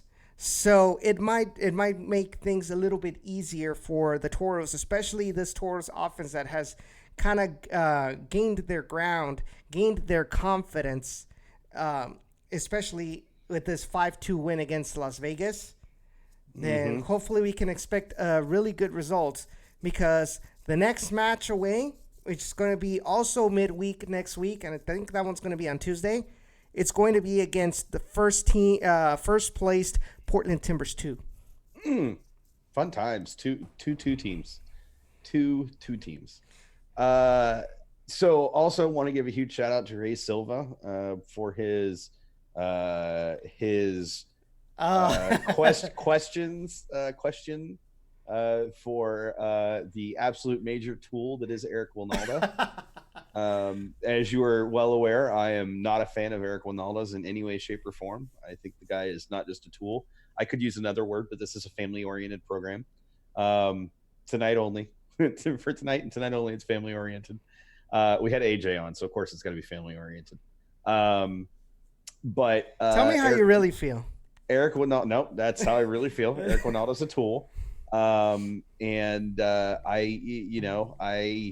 I cannot say enough about how much of a tool the guy is, and how elated I am that he didn't win the USSF presidency. Because if he won the USSF presidency, well, USSF would end up just like the United States is right now. So it's funny because I think it was my other friend Eduardo Gonzalez. who asked Winalda about what he thought about U.S. soccer right now, and he's like, "Oh, I don't even care. Like, I'm not affiliated in any way, shape, or form. Like, I haven't even seen any of those matches." I'm like, "Really, dude?" He's like, "Yeah, I played for them at the time, but right now I don't really care about it." I'm like, dude, like, really? Just you're gonna be a big baby just because you lost, like, and not be informed about the state of the national team that you say you love? Like, come on. And then saying, "Oh, we just got beat up by a bunch of kids. That's embarrassing." Like, Yeah, no credit to the Toros whatsoever. Even though they came in and won 5-2, and won definitively and convincingly. But again, that's Eric Winalda. That's how he's always been. He's always been a tool. He will always be a tool. It just should come as no surprise to anyone. The guy is simply he's simply a tool. I have no other really good word to describe him that's family friendly. So he's a tool. He's a tool, is a tool, has been a tool, will always be a tool. I am elated and excited and thoroughly basking in the fact, as much as I am sure you are as well, Edson, and all RGV fans, that RGV went, took it to Las Vegas, and proved who the better team really is. Because screw Las Vegas and screw Eric Winalda.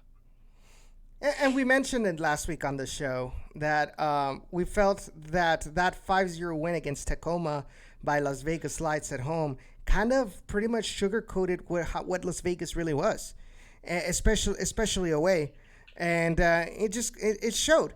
I think one of the things that I got from the couple of minutes that I actually did see the match at the stadium, because hashtag 10-year high school reunion, which I did have a lot of fun though, but so I'll give them that. I'm glad you had fun. But what I did see is, like, I felt that Las Vegas, it was pretty much a self-inflicted wound because they played so high, trying to get the goals, that they just left themselves open for the counterattack. And I had, like, if it wasn't for some of the wingers or some of the players in the attack that kind of took a little bit too long to pass the ball over to Malik Foster or Carlos Small or Michael Salazar, this could have easily had 2 or 3 more goals in the tally. Yeah, and that I know, as a team who struggled finding ways to score goals early in the season, that seeing the team so effective even when they were not truly effective was heartening, in a very positive way, to see opportunities being created, to see the understanding and and that kind of chemistry, and to see them kind of break through finally, and prove that, yeah, we are good enough to be in USL Championship. We're good enough to be a top team in USL Championship. Now it's up to the players to go out and continue proving that week over week over week, match over match over match, especially in these shorter game weeks where they're not going to have as much rest between matches. You got to go out and you're going to have to prove it, and you're going to have to do it and push through the mental block of, I'm tired, my legs are tired, I've played 90 minutes, I don't want to play a second match 3 days later. You got to push through that, or 4 days later, as the case may be. You got to push through it, and you got to prove that, to yourself and to coach and to the fans, that you're going to push through no matter what, and you're going to dig into that reserve, and that you're good enough to be that type of team and that type of players, those type of players. Mm-hmm. Can I just say as well how much of a beast Michael Nelson is? Holy 6 saves that night, and incredible saves at that. Like, we were just like, everybody was just shocked about the kind of saves that Michael Nelson can pull off. He's an athletic kid. And I recognized that when I watched him in preseason last year. And I told you guys how good he was in preseason last year, and how much I wanted to see him become and take the reins as the guy at RGV, because he's good enough to be the permanent goalkeeper at RGV until he's ready to take that step and take the reins at Dynamo. And to be fair, you have a guy like Michael Nelson down in RGV. RGV is going to be a defensive powerhouse going forward. And you already know you have good enough attacking options to be a attacking team. You know, those types of things, they just create opportunities. And if defenders can step up and start to become like Dynamo defenders and intercept the ball higher up the pitch and stop counter opportunities against them, RGV is going to be a very tough team to beat that way. And I feel like the more that the team figures out those types of things and how to play that way, opposition is going to hate playing RGV, period. And, this past match for Toros was just another example of what we were talking about at the end of last season for Toros, which is that they're one of the best teams in the league when they want to be, and when they play their style and play their game. And, it's just a matter of now, like I said, now they got to go out and prove it match over match over match and not let the little things get to them and prove that this weekend was not a fluke. And I know they have the capability to do it. Now they just got to prove it. I definitely agree with that. So tomorrow we're gonna have pretty much it's going to be like a pregame show for that Los Dos match, and hopefully we can get a win on Wednesday because it's going to be 3 straight away matches. It's going to be this one against Los Dos. Then I believe I think it's Phoenix Rising first before Portland Timbers 2, but all 3 of them are going to be away matches. So it's going to be a good test for the team to see what they're made of outside of HB Park. And I think the team can step. I know the team can step up. It's I believe the team will step up and prove, hey, this wasn't a fluke, and we're going to continue this type of play. And if they do, and if they're able to, it's going to be very good to see and very much a positive moving forward. Cisco says Monterey Derby CCL final starts tonight. Yep. I'm sorry, Edson. I'm just kidding. I expect Tigres to rip Monterey a new one. Which it's funny because last night I was doing a podcast with the guys from Mente Futbolera specifically talking about that. And most of them were saying that Monterey had the advantage over Tigres. And I was like, I don't think so, but You're never going to think so, though. But I'm telling you, Tigres have the advantage over Monterey right now. And, it'll shake out tonight, and you'll be able to see who the better team is across this leg of the series. And then, we'll find out across the second leg of the series. And can we just talk real quick about UEFA Champions League and how Tottenham took out Man City in Manchester? Can I just talk about that for just a minute? No, you cannot. Holy crap! Tottenham has advanced, and now they face Ajax, who is right now and look incredible, taking out Juventus of all teams. And then you have on the other side of the bracket, you have Liverpool and Barca. Just an incredible semifinal on both sides. But the thing is, there's a tiny possibility, actually there's a good possibility we could see an all Premier League final in UEFA Champions League. And that would be exciting. I want to see Tottenham beat Ajax. I know there's a lot of people out there that want to see Ajax win because they're going for the dark horse. They like the underdog. Ajax is definitely the underdog. I love the way Ajax play, though. It wouldn't hurt me to see Ajax in the final, but it would be you will see a very different side of Sean if Tottenham make the final. And then I want to see Liverpool beat Barca. I know you want to see that too. Yes. Just to see Barca lose. Yes. It has nothing to do with Liverpool at that point. It's just to see Barca lose. But I love how Liverpool are playing right now. And I just want to see a Liverpool-Tottenham final, as much for Tottenham, but also because I really want to see Liverpool in the final as well, also so that it guarantees a Premier League, Champions League win. That would be amazing. After how many years of La Liga domination? It's been quite a while between La Liga and Serie A and Bundes? and then Bundesliga. Yeah, Bundesliga as well, and also PSG as well. It's been they've had it coming out of. PSG has won a UEFA Champions I League? think they won. No, because that's right. It was the last few have been Real Madrid, and then it was Barca for a couple years before that. But yeah, it's I want to see an all Premier League final. I know that even though he's not watching, I know Jason Parks will good friend Jason Parks will would love to hear those words as well, and love to have the final. He's a Liverpool fan, and isn't Ray a Liverpool fan? No, I don't think so. He's not. Who's a Liverpool fan from your crew over there down in the valley? It was Jacob, I think. Jacob's not a Liverpool fan. No, it's got to be Ray. I'm pretty sure Ray's a Liverpool fan. I don't know.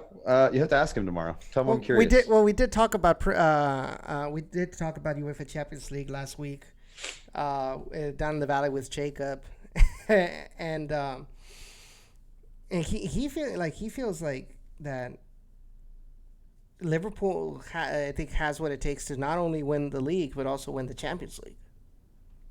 I mean, look, I'll be honest. It wouldn't surprise me if Liverpool did. The way they are built right now, the way they're playing, Jurgen Klopp, I expected him to be a good coach, not this good of a coach, especially since he didn't get to necessarily buy players that he specifically wanted. But at the same time, he's found a way to make it work. And the style of soccer they're playing right now is easily the best soccer in the world right now.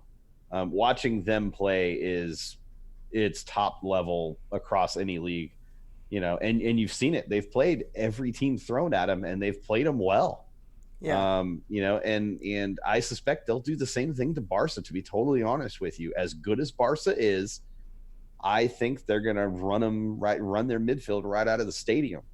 I really, really do, because they're that good. And look, Barca's got some older players along that back line that are going to struggle against the speed of Liverpool and the style of play of Liverpool. And look, Salah's going to get his goal. He's absolutely going to get his goal in this match or this series. So we'll see, though. I mean, it's going to be both sides, both semifinals are going to be amazing matches, amazing series to watch. And I'm so thankful that we get it on cable TV, on TBS and TNT, through their partnership with Bleacher Report. And yeah, I don't know, man. It just seems like with Tottenham, I don't think their defense looked really, really good. That's because they continue to try to play Danny Rose, and they should never play Danny Rose ever. And Trippier had one of his worst matches of the year, by far. And it had nothing to do with who they were playing against. He looked fine in the first leg of the series. I think he was just outplayed. He just had a bad match. Look, players have bad matches. It happens. Mm-hmm. But I think genuinely speaking, Tottenham have the best center back pairing, period, in Vertonghen and Alderweireld. And they're not going to play Davinson Sanchez, who's been an absolute abysmal player defensively. They're not going to play him at center back. They're going to play Alderweireld and Vertonghen as the center back pair. And those two as a center back pairing, I'm telling you, it's one of the strongest in UEFA and across the world. There are good center back pairings, but those two are just very, very good together. Where they tend to struggle a little bit is at outside back. They have good outside backs. They just don't have great outside backs. Mm-hmm. But their midfield is top notch for sure. Right now, the biggest struggle is the fact that they don't have Harry Kane. They're missing their top goal scorer. And anytime you're missing your top goal scorer, it's tough. It's always tough. And I think they're going to miss it even more against Ajax. Ajax is the type of team that just runs at you. And Ajax are the Dynamo of UEFA right now. They really are. They play a very smooth counterattack style. They're always going to high pressure and keep pressure on you. They're not going to give you easy opportunities. They're going to make you work for it. You know, and you know, they will concede a goal here or there, but you know, they're going to fight tooth and nail for every inch. And you know, again, very Dynamo-esque. And I think it's a great style, and that, you know, they're proving it with lesser players against way better players in terms of talent level. They're proving it, just like the Dynamo do, match in and match out, according to the national media. Lesser players. So Cisco says, what if Tottenham and Tigres win their respective regional tournaments and face each other in Club World Cup? Then Tottenham will run Tigres into the ground. Without a doubt, Tottenham Definitely will agree. run Tigres Definitely into the agree. ground. Vargas would cause some problems, but I still think Vertonghen and Alderweireld I would disagree. handle it. Vargas has been in a slump lately. Who's your fast winger that I'm thinking of? That's not Vargas. Quinones, But yes, he's injured. He's out for the rest of the season. Yeah, but that Club World Cup would be months away. Yeah, He's talking about Club World Cup. So the thing is that it's gonna be a big question how well he comes back from the, because he what type of injury was it? I think he tore his ACL. Oh yeah, that's not one you come back from real easy. That messes with your cutting ability, and it mentally messes with you too. So just an update from the Philadelphia 76ers versus Brooklyn Nets series. Philadelphia leads the series 3-1, best of 7. So if they win they win this one tonight, they advance. It's currently in the third quarter, 5:58 left, and Philadelphia's up 78-41. What's a Philadelphia? Well, Philadelphia 76ers. Yeah. Philadelphia is that team that has Austin Trusty, our favorite MVP of the Open Cup final. That's Philadelphia for you. So what I saw a lot of, I think Cisco was the one that posted it yesterday regarding the Rockets match. Heard a lot of people were kind of mad about yesterday's Rockets match. Well, okay, look, everybody wanted the Rockets to sweep, but at the end of the day, the Jazz were desperate. And the Rockets held in there through 3 quarters, playing another really bad game. Actually, their worst game of the season by far. You know, and it just, you can't look at those games and go, oh man, the Rockets are doomed. You know, and part of it is we have fair weather fans. So, you know, we see it with the Dynamo all the time. We lose a match, LA, and suddenly the team is the worst team in the league, even though they're 5 games unbeaten prior to that. You know, it's a Houston mentality, and it's a small market mentality in a large city. That's frustrating, but it is a pervasive mentality, that there are a lot of fans out there that, because they're bandwagon or fair weather fans, one loss means they can't make up for it. Look, they're going to come. That was in Utah. It was game 4. Rockets had to win it in order to advance. You know, needed to win that one to advance, but they can win it here in Houston and advance too. And you know, they're not gonna play like they did against Utah in Utah here. They're gonna play their game here in Houston for game 5, and it's going to be a 4-1 Houston. You know, Houston wins the series and moves on to the next round, inevitably against Golden State Warriors. Because I'm not somebody that follows a lot of basketball or anything, but even I knew that they were not going to win both games on the road. You know, 9 times out of 10, that's what's going to happen. Yep. And now I think a bigger question, if they lose a game at home, then some minor questions will be asked. But they did their job in the third game, you know, winning in Utah. And so now all you need is one more game here at home. You know, what better scenario than that? Yeah, exactly. Yeah. And you've got, let's see, we've played 4 matches at this point. So you've still got three games left. We played 4 games. You got 3 games left. 2 here at home out of those final 3. I think it's 1 here, 1 in Utah, 1 back here again for the final game 7. But at the end of the day, I don't think it's going to be an issue. I think they're going to win here in game 5 and close out the series and move on, and face Golden State. And look, this is a different Rockets team. I think Golden State is going to struggle. They proved it against the Clippers, struggling in game 2. And I think the Clippers proved that this Golden State team is beatable, especially with Boogie Cousins out. And we've seen it. The Rockets owned the Warriors throughout the entire regular season.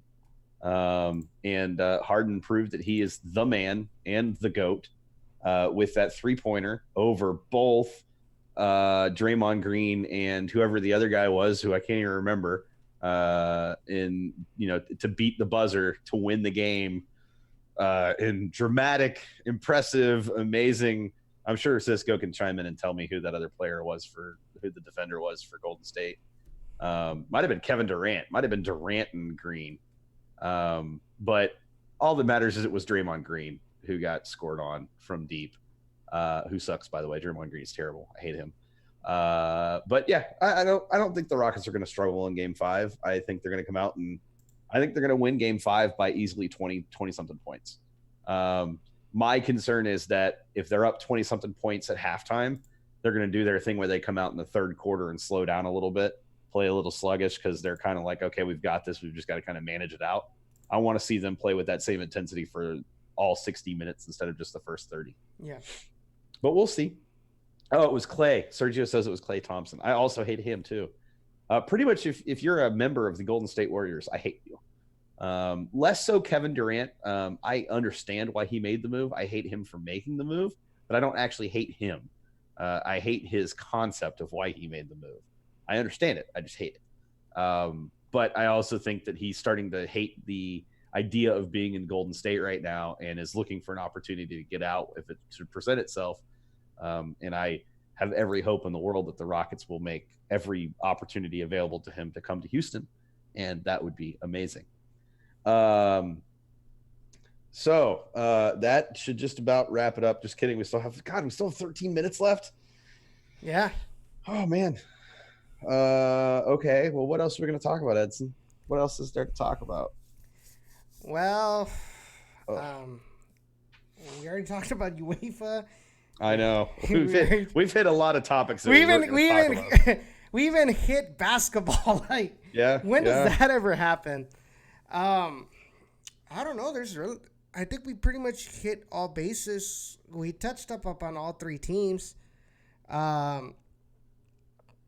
don't think there's really a lot. There's really a lot to talk about at this point. Oh, so for everybody who's watching, which there's probably only like 5 of you left at this point. Oh, there's 8. What's up, y'all?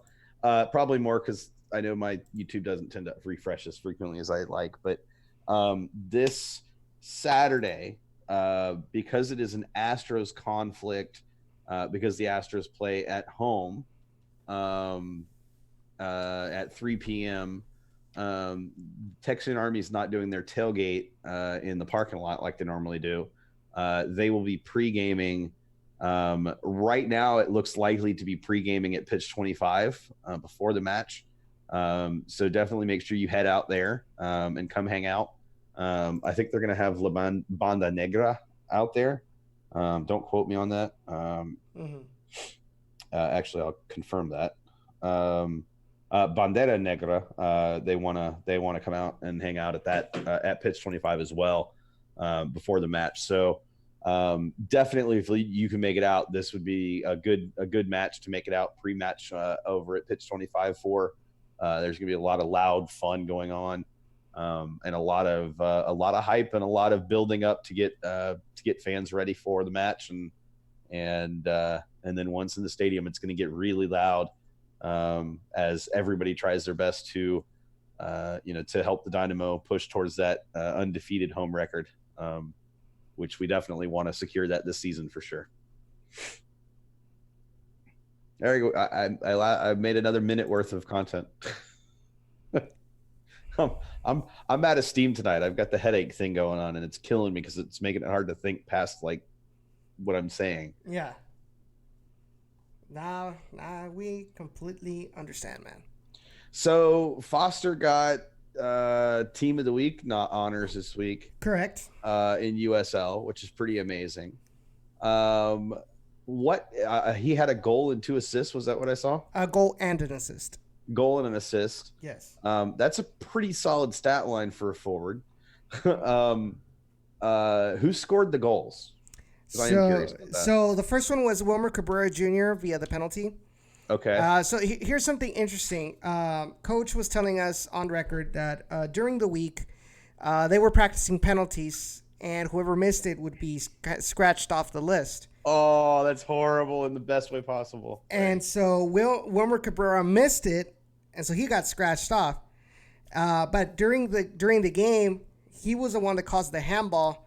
And so the rest of his of his teammates, gave him the vote of confidence to take the penalty and slotted it in. That's some very, very cool info.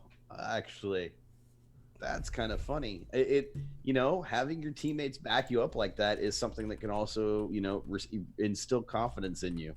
And to slot the penalty home after missing it in practice, I mean that's big boy move right there. That's what that is. That's big boy move. That's putting on your big boy britches. Yeah. So kudos to Wilmer Cabrera Jr. for that. That's pretty impressive. And then in the 19th minute, you had Isidro Martinez, who is from the Valley and graduated from UTRGV. And the third goal was an own goal in the 46th minute, like right off the bat in the second half. Mm-hmm. And then Las Vegas was able to get a goal off of a throw-in in the 65th minute by Christian Torres, which is funny because I got made fun of actually, because when they scored the goal, that's when I made it to the stadium. And if there was any doubt that I am bad luck to this team, it was confirmed. It was so confirmed that even Coach knows about it now. Even Coach Echeverry knows about it now. Oh, man. Well, hey, Edson, that just means you're going to have more time to hang out here in Houston for Dynamo matches. So, you know what he told me? I thought it was funny. So he enters, for the press conference, and he sees me, and he's like, "Nice, so you finally showed up, huh?" Kind of just joking around because I didn't make it to the match against OKC Energy. Mm-hmm. And so then when he finishes and he's about to leave, he's like, "Oh, so you only come here when Houston doesn't play? Like your priority's with us." But it's funny. Yeah. So then in the 79th minute, Malik Foster scores the fourth, and then Carlos Small in the 85th minute. It's it was a fantastic showing by the Toros. Cisco says he's apologizing for being 3 minutes behind. It's okay, Cisco. He says he's on a delay. It's okay, Cisco, but we really need you to ask more questions. Stop watching the Astros. Watch us instead. We're more important than the Astros. But no, I'm excited that the Toros have figured. I'm not going to say they have figured it out. I'm going to say that they're starting to figure it out. Mm-hmm. It's always nice to be vindicated when you go on record and you say something like, "Once the Toros score, the floodgates are going to open," because holy crap, the floodgates opened. Go from 1 goal to 2 goals to 5 goals. Like, it's impressive change. But it's like they're in the process of figuring it out, and as long as they continue working hard and continue figuring it out, it's only going to pay off dividends, towards the end of the season. And it's not how you start, it's how you finish. Mm-hmm. And so let's take the first 4 weeks of the season, right? Is that what that was before this? First 5, something like that? Yes. 6, I don't know, 4. Something like that. 4 weeks of the season, whatever it was. Let's take those first weeks of the season before 2 weeks ago when they won the first match of the season. Let's take all those weeks before that, so 3 or 4, however it was, and let's forget. Let's just, those didn't happen, other than on the record, but they didn't happen. Because if the Toros go on a winning streak right here and win the next 5, then guess what? They're right back in the mix. And in soccer, you're not going to win every match, and you can't get down on a team because they lose a couple in a row. Mm-hmm. And you have to understand that teams are going to go through slumps, and they're going to have to, figure it out and get themselves out of it. And they're showing they can. They're showing they're capable. And you know what? There's not really a lot of difference between first place and the Toros. You're talking. It's just 6 points between first place Portland Timbers 2, and even less like for playoff spots. You're just 2 points away. So you get a good winning streak, and you're fighting for playoffs. Yeah. Well, and I think even to that point, if I'm not mistaken, hold on, let me look at the Western Conference here. I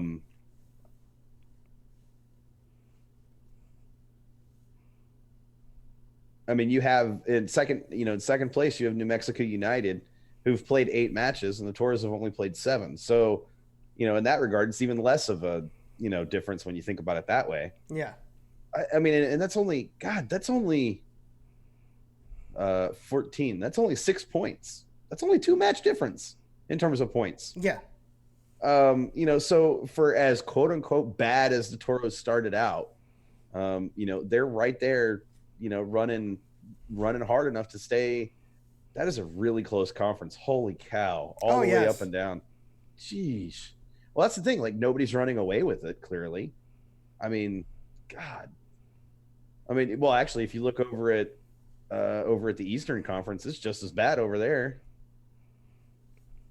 Yeah, except for Swope Park and Hartford Athletic, The bottom two aren't, but it's still, God, that's crazy. Like, that's just tight. But I mean, it's also early in the season, so things can change in a matter of just a few matches. And I think again, if RGV can continue playing the way they're playing, I think they're going to be just fine. And, I think the season will suss that out. God, Sounders FC2 have a negative 19 goal differential. Oh, you mean Tacoma Defiance? Yeah, sorry, it's listed on Google as Sounders FC2. Yeah, I know they need to fix that. They need to update but that. But they're doing really, really bad. And I just keep on saying it, that loss against Tacoma Defiance in the season opener, that was just an accident due to all the circumstances, the extreme cold, the lack of putting the ball on target, because the Toros had so many chances, but they just weren't able to slot it. I feel like we could have gotten maybe a 3-1 or 3-0 lead win in Tacoma had we put those shots on target. I think it's interesting. Last I checked, wasn't Harry talking about how San Antonio was ahead of RGV? Yes. In the standings? Same number of matches played, and I'm looking at that point total here, 8-7, with the Toros ahead by a point. So what I'm looking at here, just to make sure I'm right, San Antonio have lost 4 of their matches, or is that draw? They've lost 4 of their matches, whereas RGV have only lost 3. So what I'm saying, Harry, when you watch this later, San Antonio sucks, and what is their thing? Is it just San Antonio? It's just San Antonio FC, yes. Oh, see, that's even lamer. Like, they're just lame. And it's funny because, like, everybody lauded when they did their offseason moves, when they got Kai Green, when they got a bunch of other players from within USL and the defense, they all lauded it that they were going to be one of the best defenses in the Western Conference, much less the league. And you look at how it is right now in these 7 matches for both teams. Let's not forget about how overhyped Matt Cardone is on goal, just because he's got a big beard. And they've let in 2 more goals than the Toros have had with a bunch of kids, like Eric Winalda said. Yep, bunch of kids. I'm putting air quotes for you, bunch of kids. I mean, it's always good to see when rivals are struggling like that. It's Copa Texas is ours. I mean, you're technically ahead of Austin Bold right now by no points, by goal, not even goal differential. It's just goals. Wow. Austin Bold don't score goals. But then don't get scored on either. They don't. No, they're just very stout defensively, but that's it. And they put moo sounds over the PA. Of course they do, because that's cool. You didn't hear about that? That they had like bring your farm animal to the game. No, I didn't. I did not hear that against Phoenix Rising. In order to benefit the 4-H organization. There was actually a good question right now on the chat. Cisco says, how about MLS anointing LAFC as the clear front runners of MLS?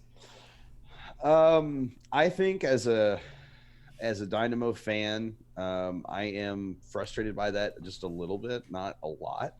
But as someone who knows personally Seattle fans, I understand why they're pissed about it, for sure.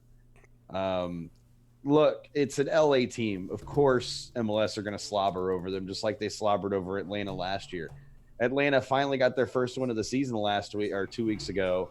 And what did MLS do? MLS media, MLS media turned around and basically, said, "Oh, look, Atlanta's back," and then they went and lost this week. So at the end of the day, it's just important to remember when it comes to MLS media or media coverage of MLS that they're always going to hype the players and the teams that are going to get them eyeballs and views on their articles and their videos, and their tweets for that matter. Whereas Dynamo are not necessarily the media darling team, and I'm okay with that. I don't want to be that team. It invariably those teams eventually flicker out. It's the teams that prove it on the pitch without the media coverage for 3/4 of the season that they're the ones that are going to prove it no matter when the media starts to cover them. And eventually the media will figure it out that, hey, that this Dynamo team is for real and they are good. And shout out to Kalen Carr. He continues to talk about how good the Dynamo are, and how good Elise is and how good Morrow is, even though most MLS media members just kind of ignore them. Kalen Carr does continue to tout how good they are and how good this team is. And I hope the team will just continue doing what it's been doing and continue going out and proving it week in and week out. And I think they will. I think Saturday is going to be a fun match. Again, guys, make sure if you're not going to the match on Saturday, you figure out a way to do your part, whether it's talking the match up to friends that may want to go, that can buy tickets, or if you know people that are going, help encourage them to get out there early and get in their seats early. And be loud. And then don't forget the Dash match on Sunday. Buy your tickets if you haven't already, and get out there early and get in your seat early so that you can cheer on them as well and cheer them to victory. And then go Toros as they face off against a tough week where they're playing 2 matches because they're playing are they playing 3 because they're playing a weekend match next weekend too? No, it's going to be 2. It's 2 weekday matches, so one this week and then one next week. Okay, and gotcha. Okay, so it's LA Galaxy 2 tomorrow, and then the 30th of April, Portland Timbers 2, which is on a Tuesday, and then on the 10th of May, which is going to be a Friday, it's going to be against Phoenix Rising at Phoenix. Gotcha. And Phoenix right now is not actually playing terrible. Their record doesn't necessarily dictate that, but they're not playing terrible. They've got a pretty good goal differential, so that's going to be a tough match for RGV, but I think they'll be fine. But with that said, it's time to close up shop for the night so I can go take some migraine medicine and try to get this headache gone because ow. So guys, have a good night. Thank you for tuning in. If you are watching still, do us a favor, hit that like button, hit the share, and let people know about us. We appreciate it. A huge shout out again to AJD for coming on and being so candid and so open with us about fun stuff. Guys, thanks again for joining, and # forever orange. # we are toros. # somos toros. # -TFON. # we are Gen Orange. # do our part. That's many hashtags. I don't want a lot of hashtags. Yeah, I'm not all about that action.